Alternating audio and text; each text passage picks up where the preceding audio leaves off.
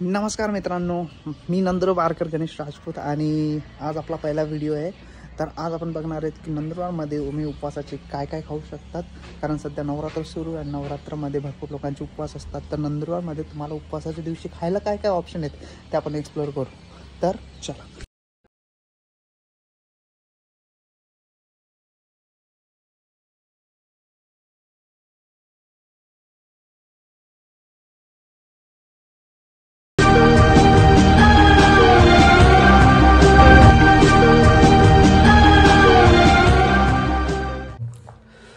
तर मित्रांनो, खूप घाण पोपट झाला आहे। मी बाजारात गेलो होतो व्हिडिओ बनवायला, पण मी न्यूज फॉलो नाही केली, त्याच्यामुळे मला नाही कळलं की आज नंदुरबार बंद आहे।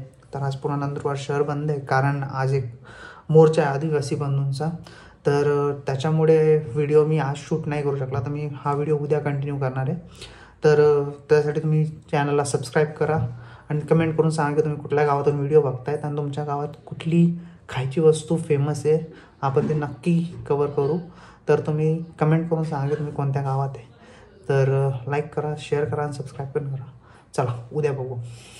तर आज आहे डे 2 आणि आता आपण गावात जाऊन बघू काय कसलं वातावरण आहे। जर सगळं व्यवस्थित सुरू असलं तर आपण व्हिडिओ बनवू। तर आपण पहिले पोहोचलो आहे आपल्या पहिल्या लोकेशनवर, हॉटेल तृप्तीवर। तर इथं तुम्हाला उपवासाचे साबुदाणे वडे आणि त्यासोबतच तुम्हाला इतर आयटम्स जसे केळीचे वेपर्स, बटाट्याचे वेपर्स आणि साबुदाणा चिवडा वगैरे आणि बटाट्याचा चिवडा, या सगळ्या गोष्टी तुम्हाला इथं भेटून जातील। But that's a packaging item. तो आपण फ्रेशमध्ये फक्त साबुदाणा वडा ट्राय करणार आहे। तर यांचा साबुदाणा वडा मी ट्राय केला अँड इट्स अ डिसेंट, एक टेस्ट खूप छान होती, पण तो थोडासा गार असल्यामुळे त्याची जे फ्लेवर आहेत ते एवढे उभरून नाही आले। तर तुम्ही येऊन नक्की एकदा ट्राय करा। So this is very unfortunate, तुम्हाला नंदुरबारमध्ये फक्त एकच ठिकाणी साबुदाणा वडा खायला भेटू शकतो, तो पण सिजनेबल असतो। म्हणजे जर काही स्पेशल उपवासाचा दिवस असला तर तिथं साबुदाणे वडे बनतात, अदरवाईज ते बनवत नाही।